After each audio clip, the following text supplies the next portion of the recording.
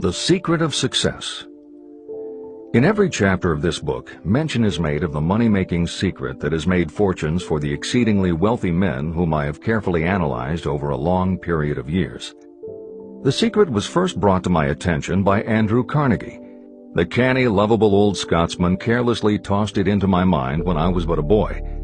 Then he sat back in his chair with a merry twinkle in his eyes and watched carefully to see if I had brains enough to understand the full significance of what he'd said to me. When he saw that I had grasped the idea, he asked if I would be willing to spend 20 years or more preparing myself to take it to the world, to men and women who, without the secret, might go through life as failures. I said I would, and with Mr. Carnegie's cooperation, I have kept my promise. Editor's comments. In 1908, during a particularly down time in the U.S. economy and with no money and no work, Napoleon Hill took a job as a writer for Bob Taylor's magazine. He was hired to write success stories about famous men.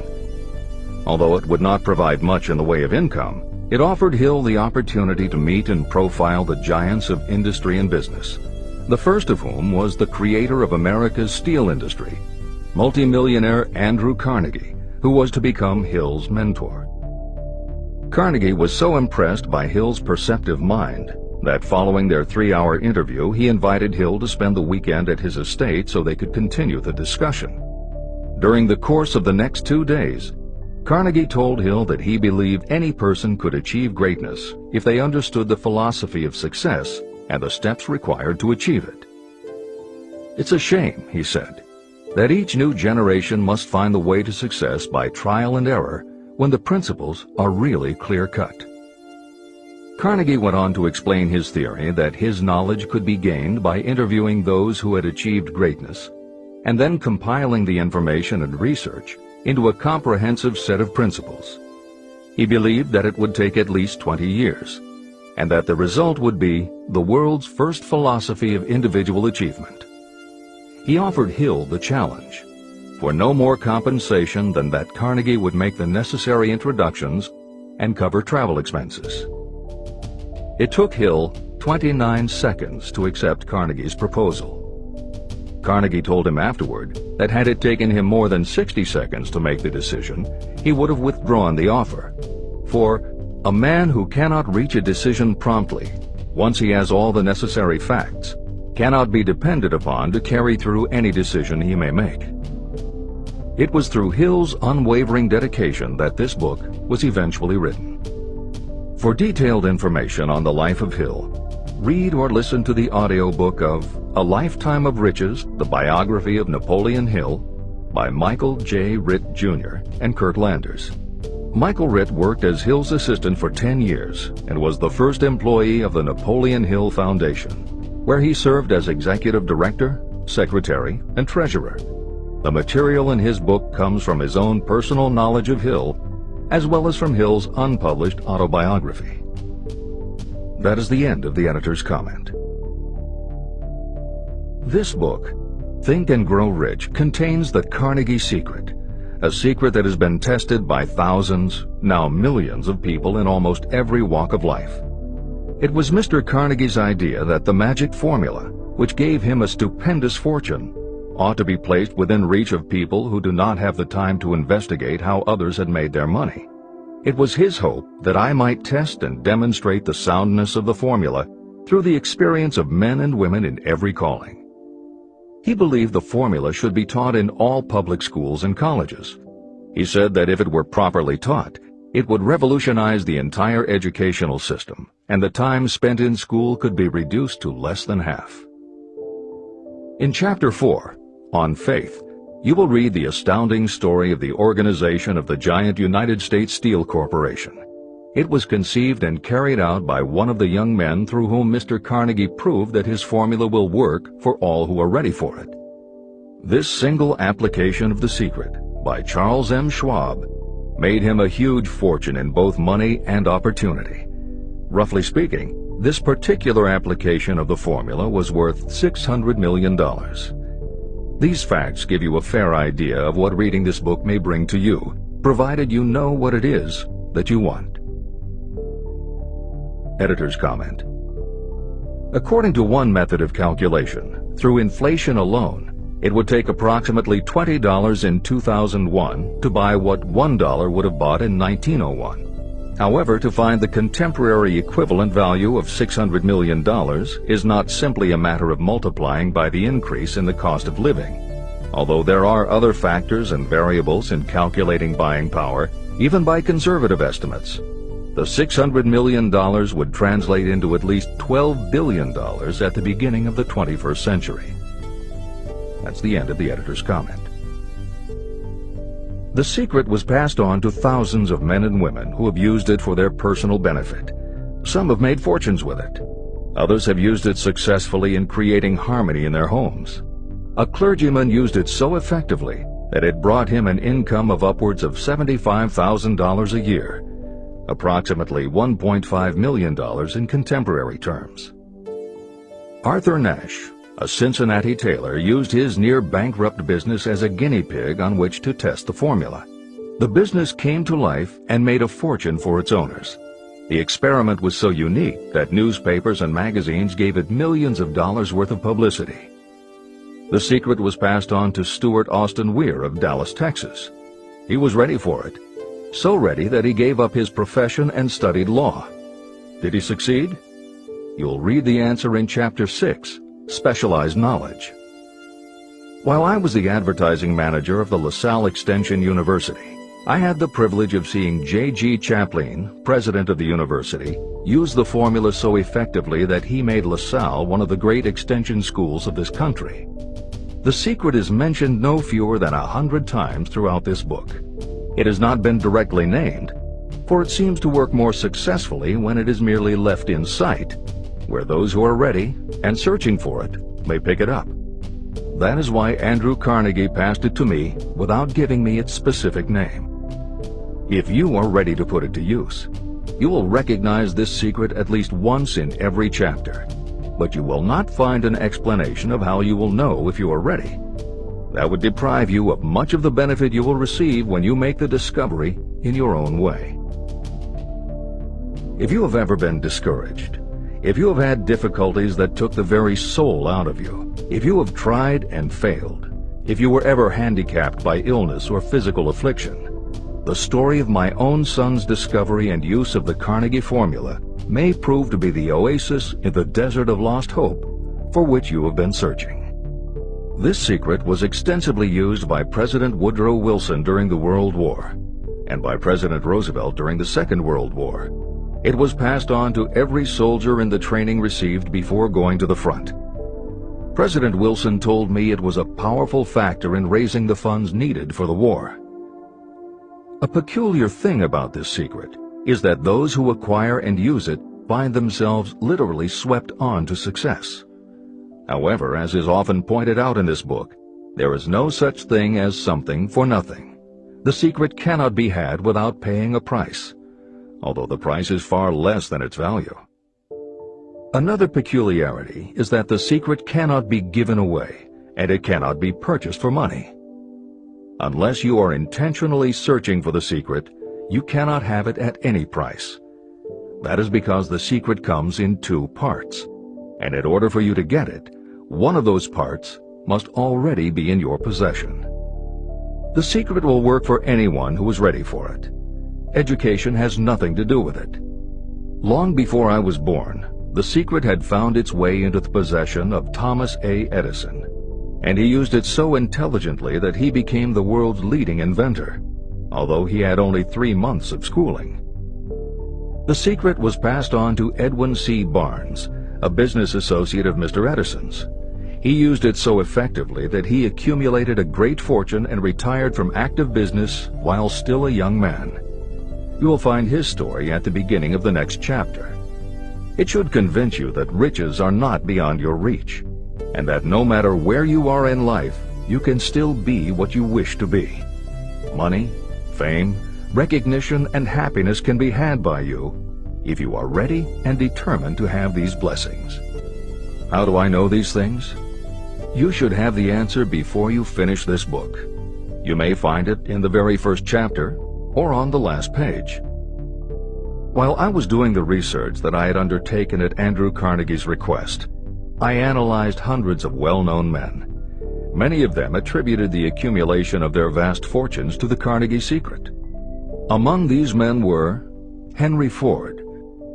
Founder of the Ford Automobile Company, Ford started with no money and little education, yet became one of the most successful self-made businessmen in American history. William Wrigley, Jr., a traveling salesman who found that his customers liked the chewing gum he gave away as a premium better than the goods he sold, so he started his own company. John Wanamaker, known as the Merchant Prince, he created the world's first department store and was hailed for his innovations in marketing, customer service, and employee benefits. James J. Hill. Known as the Empire Builder, he built the transcontinental Great Northern Railway, encouraged homesteading in the West, then established shipping routes linking America to Asia. George S. Parker.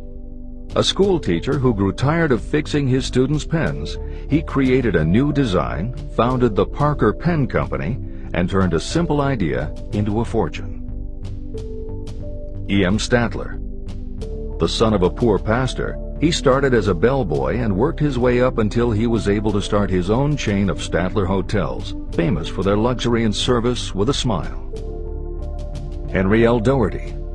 Started at age 12 as an office boy for Columbia Gas, he went on to acquire 53 utilities companies and patented 140 innovations for natural gas and oil production.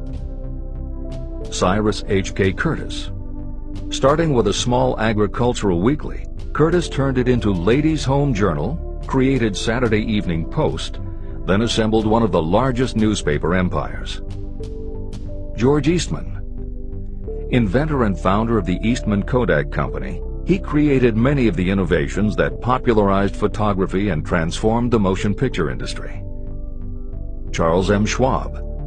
The right-hand man of Andrew Carnegie, he was president of Carnegie Steel Company, brokered the deal that formed U.S. Steel, and went on to found Bethlehem Steel. Theodore Roosevelt. 26th President of the United States from 1901 to 1909. John W. Davis. A lawyer and political leader, Davis was Solicitor General under President Woodrow Wilson and later appointed Ambassador to Great Britain. Elbert Hubbard. Philosopher, publisher of the Fra magazine, and founder of the Roy Crofters Artists Colony, Hubbard was also the author of many bestsellers including A Message to Garcia. Wilbur Wright. A bicycle shop owner who, with his brother Orville, became the first Americans to fly heavier-than-air aircraft and pioneered the aviation industry. William Jennings Bryan. Newspaper publisher, presidential nominee, Secretary of State under President William McKinley, but perhaps best known as the lawyer who defended creationism at the Scopes monkey trial. Dr. David Starr Jordan. Educator, scientist, author of over 50 books, he was the nation's youngest university president at Indiana University and became the first president of Stanford University. J. Ogden Armour.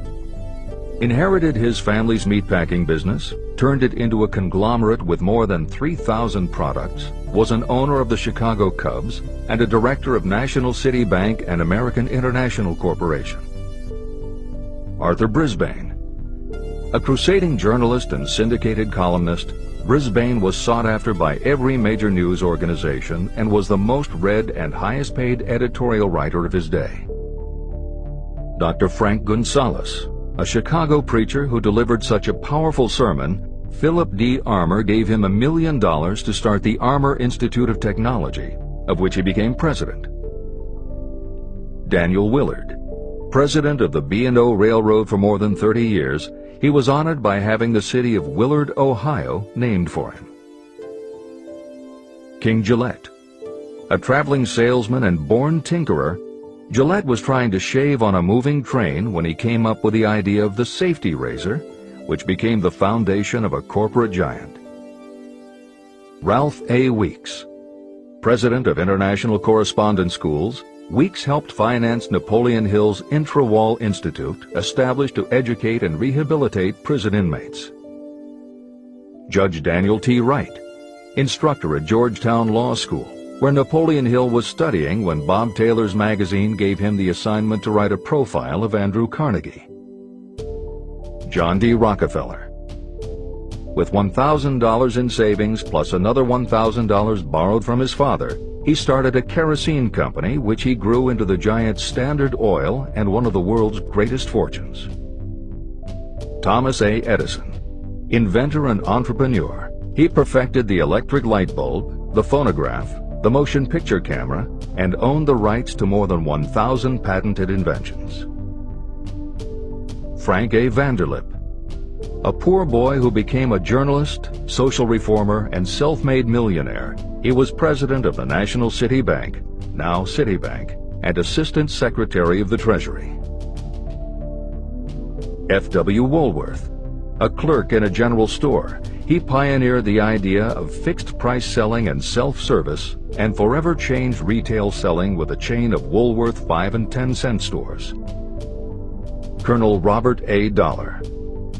Starting with a small schooner bought to haul lumber down the West Coast, he built the Dollar Steamship Company, the largest fleet of luxury liners sailing under the U.S. flag. Edward A. Filene. Founder of the Boston-based stores, he devised revolutionary methods of distribution and merchandising and became famous for the first bargain basement department. Edwin C. Barnes. The only man Thomas Edison ever had as a partner, Barnes took Edison's failing dictaphone and sold it so successfully it became a fixture in offices and made him a multimillionaire. Arthur Nash.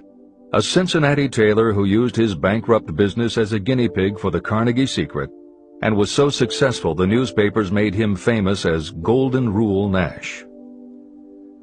Clarence Darrow. Famed as a lawyer, public speaker, and defender of the underdog, Darrow is best known as the lawyer who defended teaching the theory of evolution at the Scopes monkey trial. Woodrow Wilson. 28th President of the United States of America from 1913 to 1921. William Howard Taft, 27th President of the United States of America from 1909 to 1913.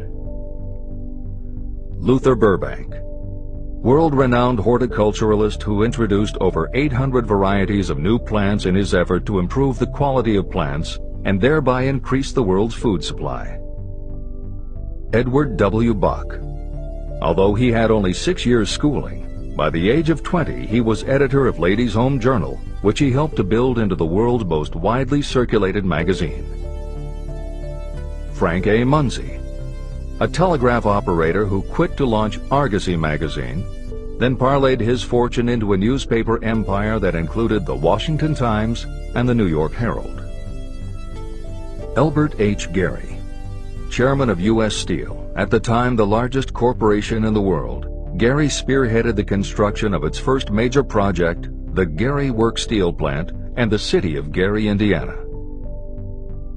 Dr. Alexander Graham Bell. Best known as the inventor of the telephone, Bell also perfected recording devices, advances in aircraft, and was a co-founder of the National Geographic Society. John H. Patterson. President of National Cash Register, Patterson was known as an advertising visionary and a genius at motivating his sales force, which made NCR the leader in its field. Julius Rosenwald. A small manufacturer who foresaw the future of mail order, he bought 25% of Sears Roebuck & Company, and together with Richard Sears built it into an icon of American business. Stuart Austin Weir. A construction engineer Hill met in the Texas oil fields who, inspired by the Carnegie Secret, went to law school after age 40 and also helped publish Napoleon Hill's magazine. Dr. Frank Crane, a noted psychologist, essayist, and author of the book 4-Minute Essays on subjects such as the price of liberty, pragmatism, the duty of the rich, and how to keep friends. J.G. Chaplin, president of the LaSalle Extension University at the time Napoleon Hill worked in the university's advertising and sales department, where he first realized his talent for motivating people. Jennings Randolph, a congressman, then U.S. Senator from West Virginia. Randolph was a lifelong admirer of Napoleon Hill, and it was he who encouraged Hill to act as advisor to President Franklin Delano Roosevelt.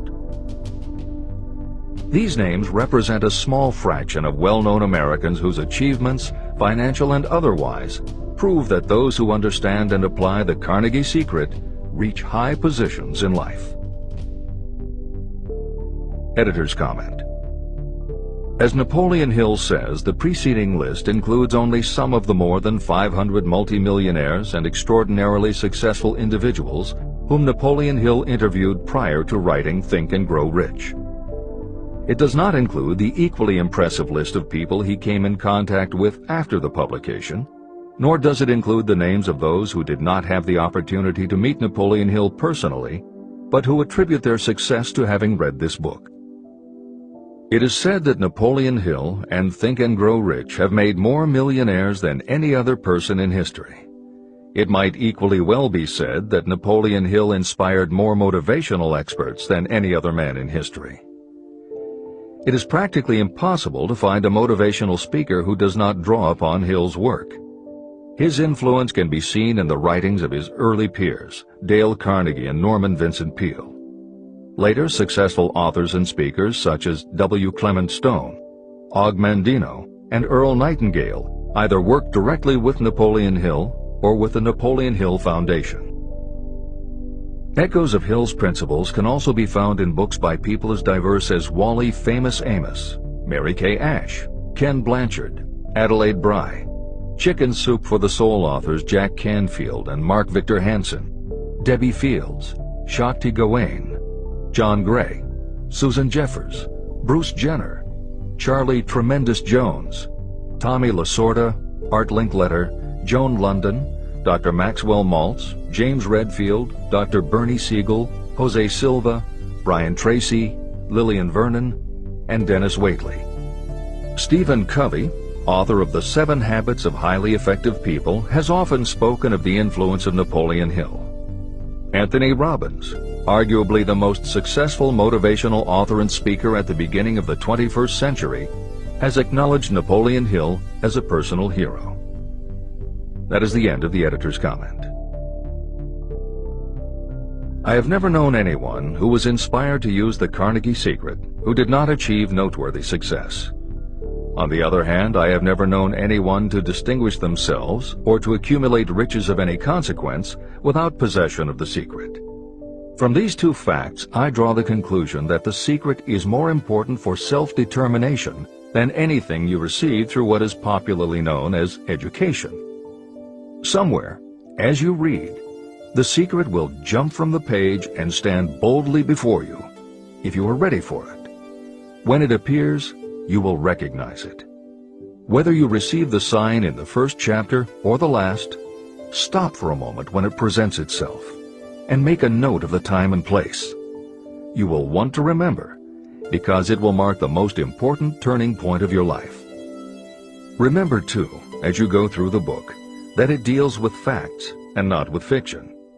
Its purpose is to convey a great universal truth through which you, if you are ready, may learn what to do and how to do it. You will also receive the needed stimulus to make a start.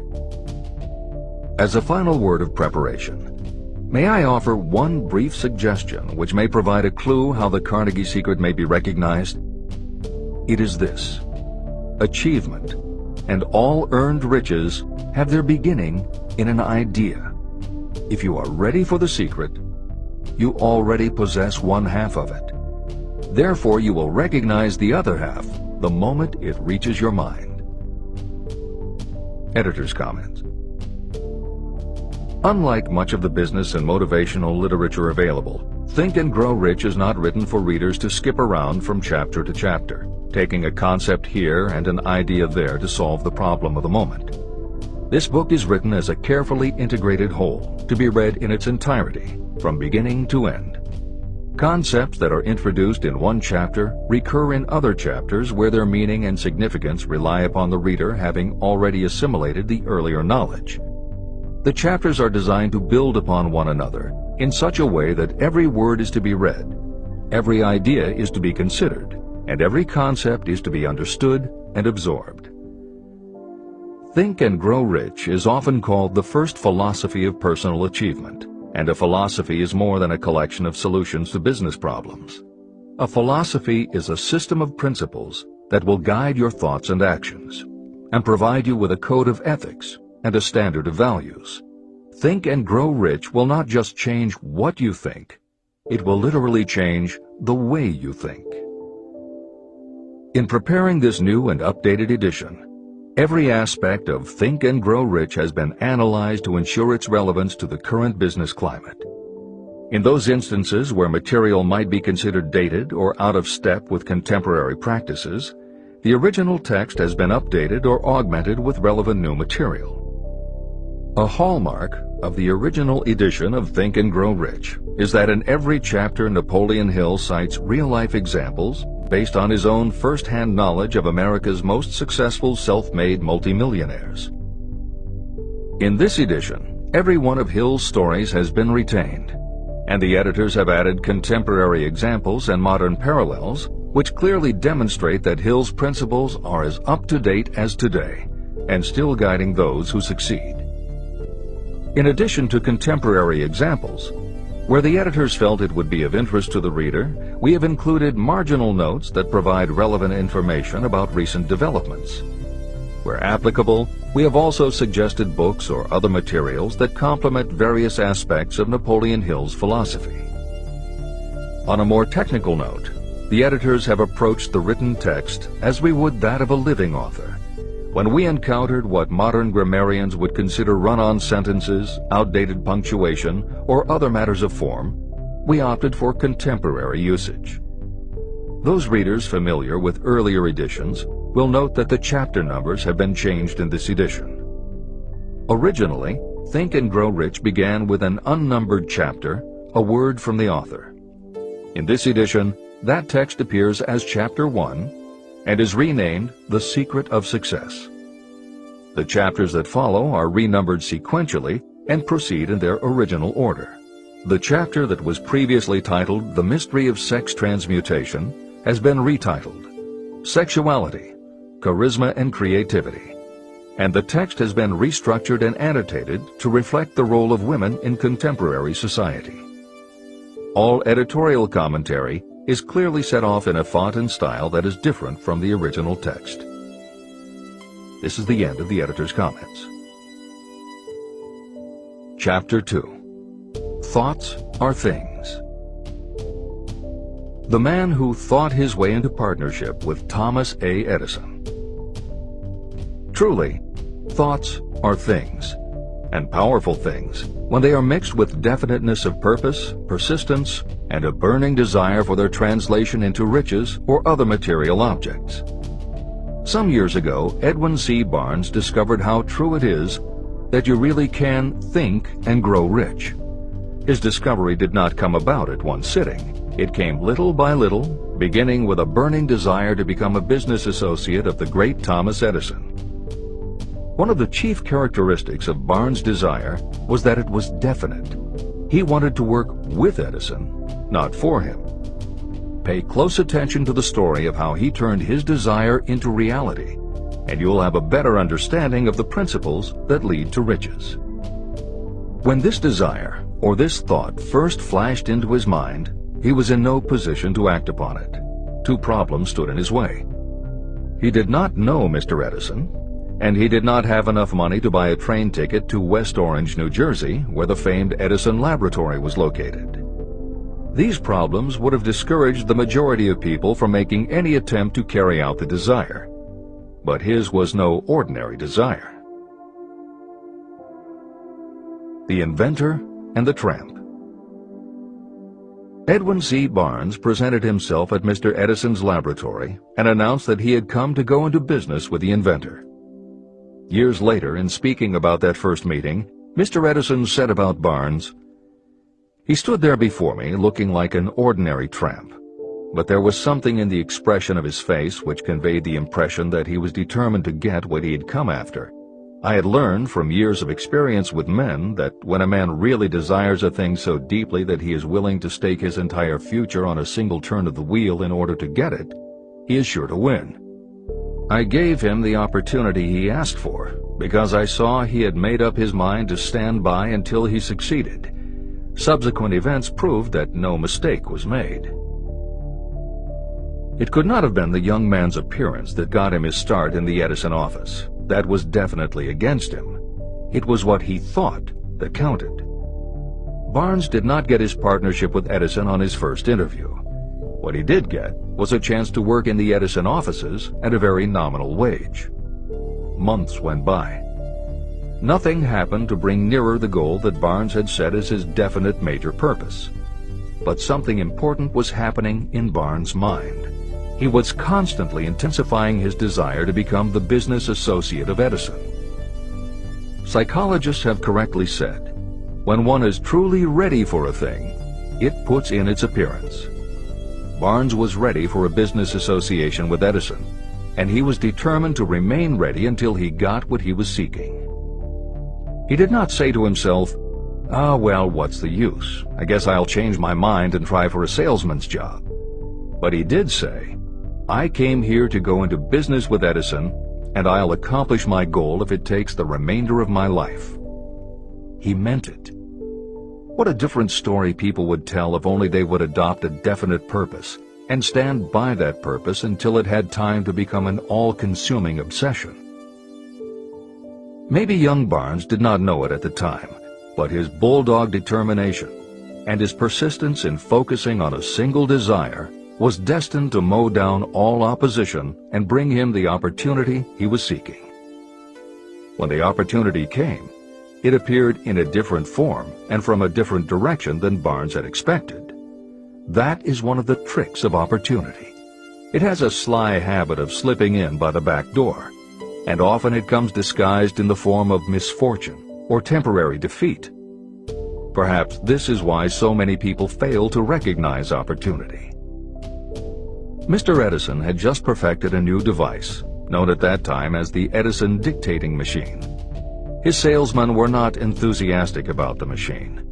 They did not believe it could be sold without great effort. Barnes saw his opportunity.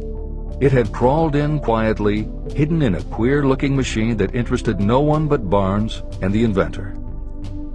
Barnes knew he could sell the Edison dictating machine, and he told Edison so. Edison decided to give him his chance. And Barnes did sell the machine. In fact, he sold it so successfully that Edison gave him a contract to distribute and market it all over the nation. Out of that business association, Barnes made himself rich in money, but he did something infinitely greater. He proved that you really can think and grow rich. How much actual cash that original desire of Barnes was worth to him, I have no way of knowing. Perhaps it brought him $2 or $3 million. Editor's comment. $3 million in the early years of the 20th century would be comparable to more than $50 million in terms of buying power at the beginning of the 21st century. This is the end of the editor's comment. But the amount becomes insignificant compared with the greater asset he acquired: the definite knowledge that an intangible impulse of thought can be transmuted into material rewards by the application of known principles. Barnes literally thought himself into a partnership with the great Edison. He thought himself into a fortune. He had nothing to start with except knowing what he wanted and the determination to stand by that desire until he realized it. 3 feet from gold. One of the most common causes of failure is the habit of quitting when you're overtaken by temporary defeat. Every person is guilty of this mistake at one time or another. During the gold rush days, an uncle of my friend R.U. Darby was caught by gold fever, and he went west to Colorado to dig and grow rich. He had never heard that more gold has been mined from the thoughts of men than has ever been taken from the earth. He staked a claim and went to work with pick and shovel. After weeks of labor, he was rewarded by the discovery of the shining ore. He needed machinery to bring the ore to the surface. Quietly, he covered up the mine and returned to his home in Williamsburg, Maryland. He told his relatives and a few neighbors about the strike. They got together the money for the machinery and had it shipped. R.U. Darby decided to join his uncle, and they went back to work the mine. The first car of ore was mined and shipped to a smelter. The returns proved they had one of the richest mines in Colorado. A few more cars of that ore would clear their debts. Then would come the big killing in profits. Down went the drills. Up went the hopes of Darby and Uncle. Then something happened. The vein of gold ore disappeared. They had come to the end of the rainbow, and the pot of gold was no longer there. They drilled on, desperately trying to pick up the vein again, all to no avail. Finally, they decided to quit. They sold the machinery to a junkman for a few $100s and took the train back home. The junkman called in a mining engineer to look at the mine and do a little calculating. The engineer advised that the project had failed because the owners were not familiar with fault lines. His calculations showed that the vein would be found just 3 feet from where the Darbys had stopped drilling. And that is exactly where it was found. The junkman took millions of dollars in ore from the mine because he knew enough to seek expert counsel before giving up. Long afterward, Mr. Darby recouped his loss many times over when he made the discovery that desire can be transmuted into gold. The discovery came after he went into the business of selling life insurance. Never forgetting that he lost a huge fortune because he stopped 3 feet from gold, Darby profited by the experience in his newly chosen field.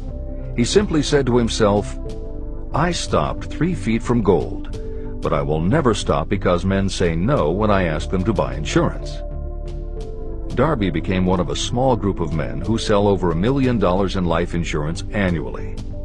He owed his stickability to the lesson he learned from his quitability in the gold mining business.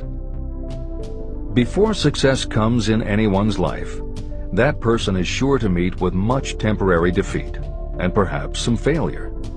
When defeat overtakes a person, the easiest and most logical thing to do is to quit.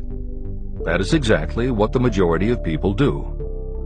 More than 500 of the most successful people this country has ever known told me their greatest success came just one step beyond the point at which defeat had overtaken them. Failure is a trickster with a keen sense of irony and cunning. It takes great delight in tripping you just when success is almost within reach. Editor's comments. Napoleon Hill's creed, "Every failure brings with it the seed of an equivalent success," was the inspiration for entrepreneur and motivational speaker Wayne Allen Root to write his book, The Joy of Failure. Published in the late 1990s, it not only tells Wayne's personal story of using his failures as stepping stones to success, he also recounts stories from other successful people, which prove that the rich and famous got to be that way only because of what they learned from their failures.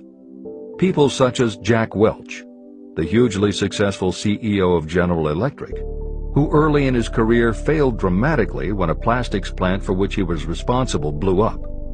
Billionaire Charles Schwab was a failure at school and university, flunking basic English twice due to a learning disability, and then failed on Wall Street more than once before he thought of the idea that grew to make him very rich indeed.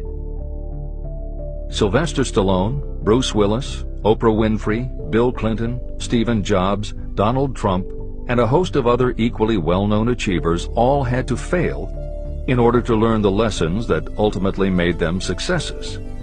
Every one of them was a failure, but none of them was defeated.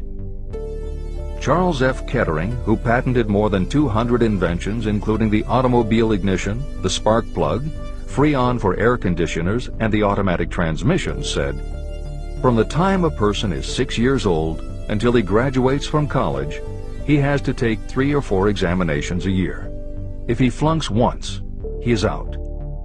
But an inventor is almost always failing. He tries and fails maybe 1,000 times.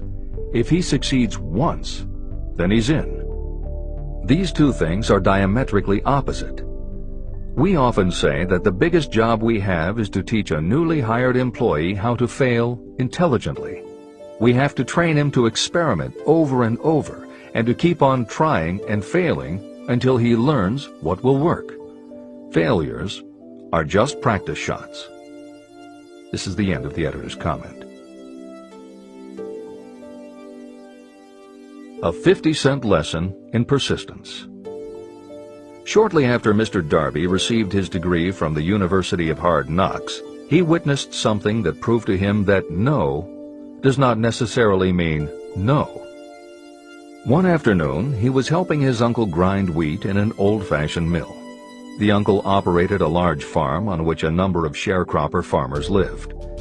Quietly, the door was opened, and a small child, the daughter of a tenant, walked in and took her place near the door. The uncle looked up, saw the child, and barked at her roughly, "What do you want?" Meekly, the child replied, "My mom says to send her 50 cents. "I'll not do it," the uncle retorted. "Now you run on home." But she did not move. The uncle went ahead with his work, not noticing that she did not leave. When he looked up again and saw her still standing there, he said, "I told you to go on home. Now go or I'll take a switch to you." But she did not budge. The uncle dropped a sack of grain he was about to pour into the mill hopper and started toward the child. Darby held his breath. He knew his uncle had a fierce temper. When the uncle reached the spot where the child was standing, she quickly stepped forward one step, looked up into his eyes, and screamed at the top of her voice, "My mom's got to have that 50 cents!" The uncle stopped, looked at her for a minute, put his hand in his pocket, took out $50, and gave it to her. The child took the money and slowly backed toward the door, never taking her eyes off the man whom she had just conquered. After she had gone, the uncle sat down on a box and looked out the window into space for more than 10 minutes. He was pondering, with awe, over the whipping he had just taken. Mr. Darby, too, was doing some thinking. This was the first time in all his experience that he had seen a child deliberately master an adult. How did she do it? What happened to his uncle that caused him to lose his fierceness and become as docile as a lamb? What strange power did this child use that made her master of the situation? These questions flashed into Darby's mind, but he did not find the answer until years later when he told me the story. Strangely, the story of this unusual experience was told to me in the old mill on the very spot where the uncle took his whipping. As we stood there in that musty old mill, Mr. Darby repeated the story and finished by asking, "What can you make of it? What strange power did that child use that so completely whipped my uncle?" The answer to his question will be found in the principles described in this book. The answer is full and complete. It contains enough details and instructions for you to understand and apply the same force that the little child accidentally stumbled upon. Keep your mind alert, and you will learn exactly what strange power came to the rescue of the child. You may catch a glimpse of the power in this chapter, or it may flash into your mind in some later chapter. If you stay alert to the possibility, somewhere you will find the idea that will quicken your receptive powers and place at your command this same irresistible power. It may come in the form of a single idea, or it may come as a complete plan or a purpose. It may even cause you to go back over your past experiences of failure or defeat, and in doing so, it may bring to the surface some lesson by which you can regain all that you lost through defeat. After I had explained to Mr. Darby the power unwittingly used by the little child, he mentally retraced his 30 years as a life insurance salesman. As he did so, it became clear to him that his success was due, in no small degree, to the lesson he had learned from the child. Mr. Darby pointed out, "Every time a prospect tried to bow me out without buying, I saw that child standing there in the old mill, her big eyes glaring in defiance, and I said to myself, I've got to make this sale. The better portion of all sales I have made were made after people had said no. He also recalled his mistake in having stopped only 3 feet from gold.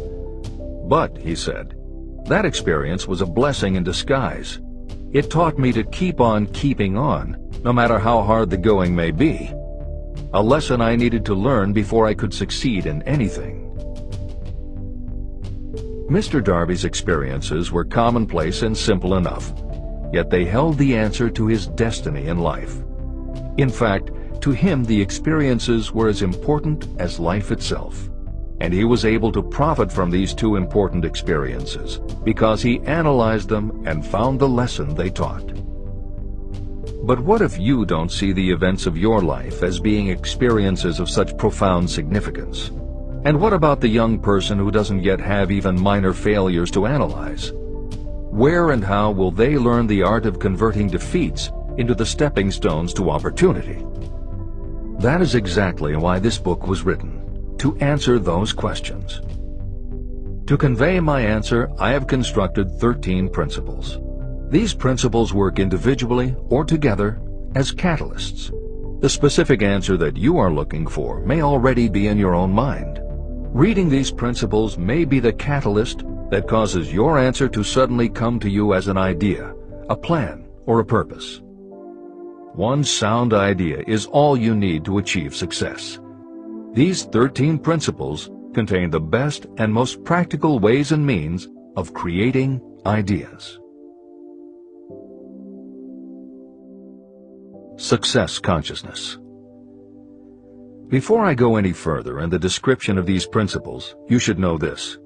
When riches begin to come, they come so quickly and in such great abundance that you will wonder where they've been hiding during all those lean years. This is an astounding statement, especially when you take into consideration the popular belief that riches come only to those who work hard and long.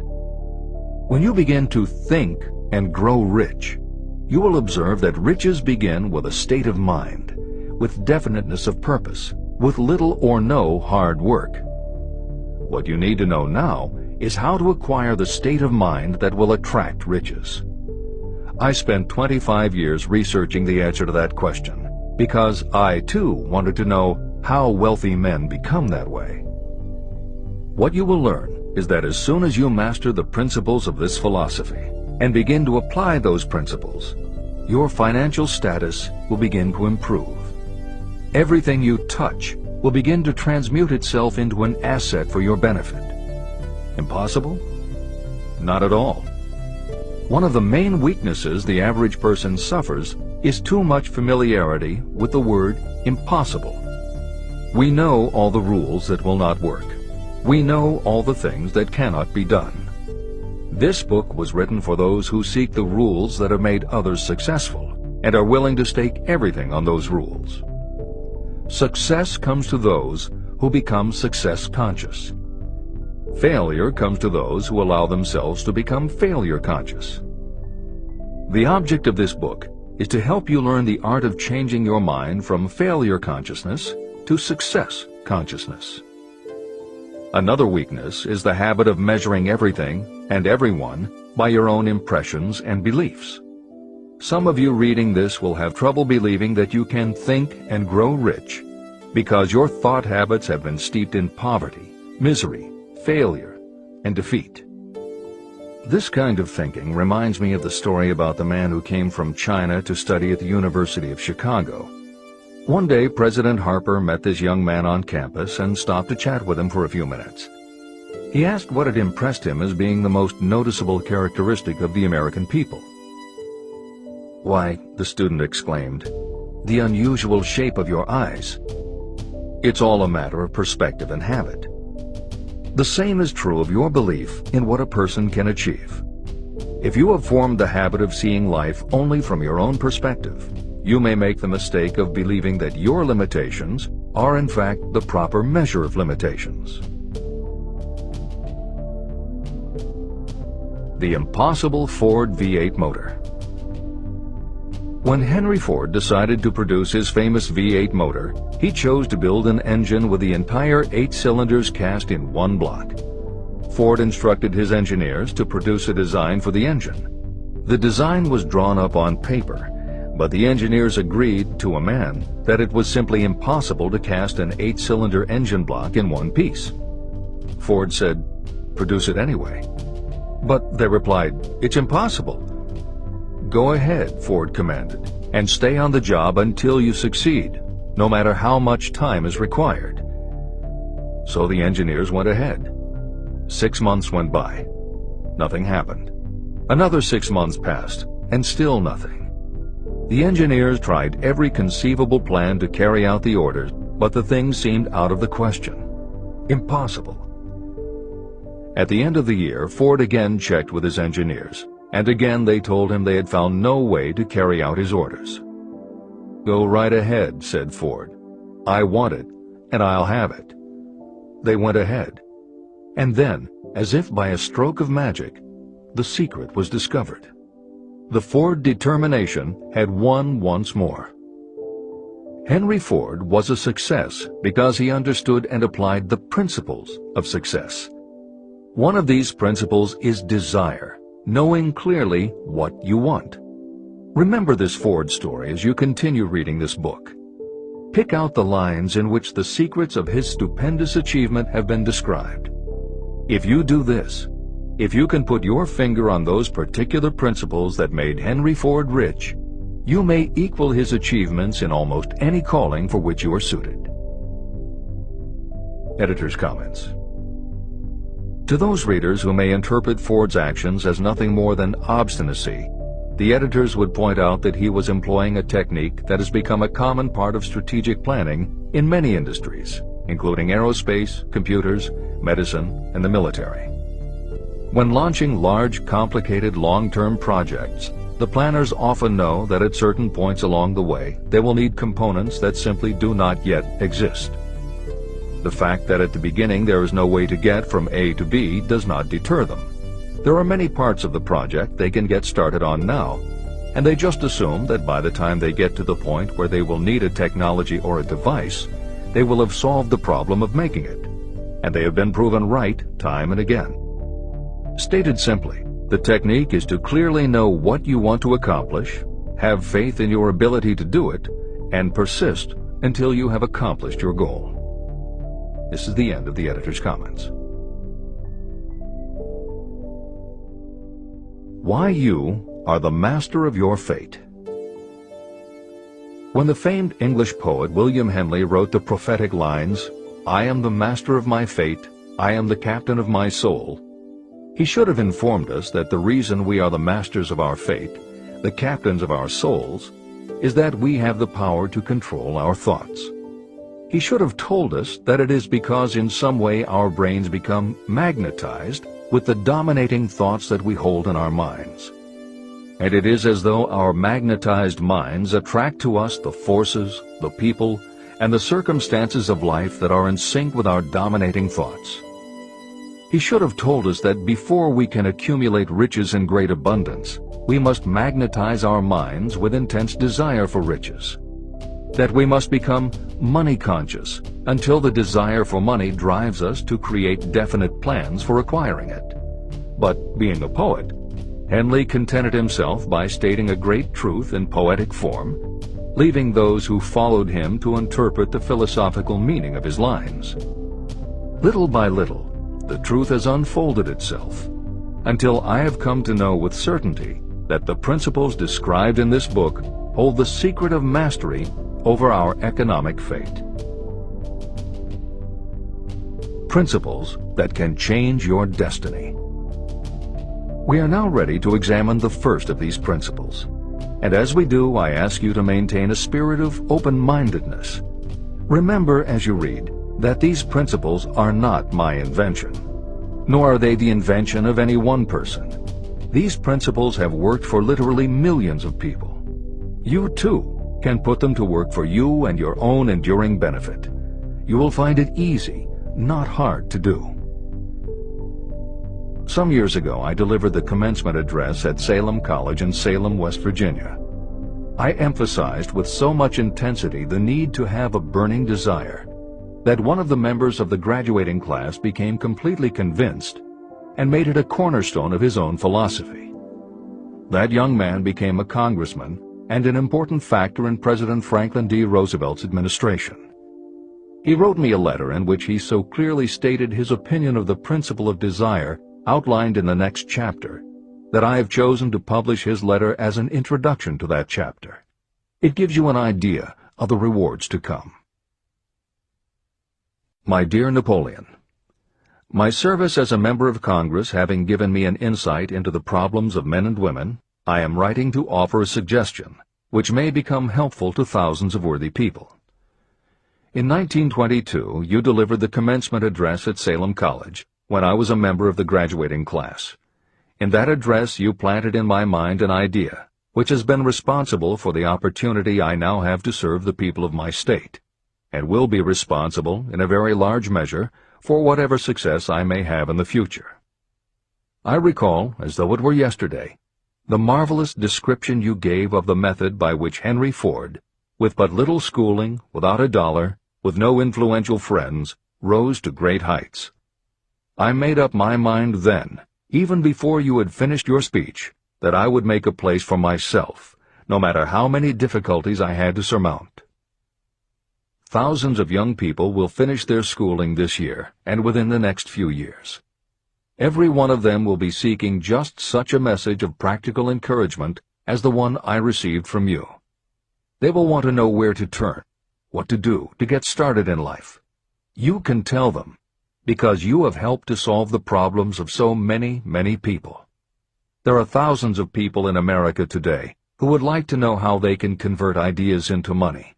People who must start from scratch, without finances, and recoup their losses. If anyone can help them, you can. If you publish the book, I would like to own the first copy that comes from the press, personally autographed by you. With best wishes, believe me, cordially yours, Jennings Randolph. Since that time in 1922, I watched Jennings Randolph rise to become one of the nation's leading airline executives, a great inspirational speaker, and a United States Senator from West Virginia. 35 years after I made that speech, it was my pleasure to return to Salem College in 1957 and deliver the baccalaureate sermon. At that time, I received an honorary Doctor of Literature degree from Salem College. Editor's comments. As you begin the next chapter, the editors would like to reinforce the earlier statement that what you are reading is not just a collection of theories out of which you can cherry-pick what you like. The 13 principles of success were proven by the real-life experiences of the long list of famous successful people cited earlier by Napoleon Hill. His techniques are also practiced and endorsed by the contemporary experts and authors whom the editors mentioned, following Hill's list. More than 60 million people have purchased copies of the book that you are now holding in your hands. If this book has proven to be that successful, surely you owe it to yourself to give it every chance to work for you too. Read it. Don't question it. Do it. If you don't, if you think that you know better than Napoleon Hill, if you decide to pick and choose the parts that you will believe or follow, then if you don't succeed, you will never know if your failure lies with this book or with you. This is the end of the editor's comments.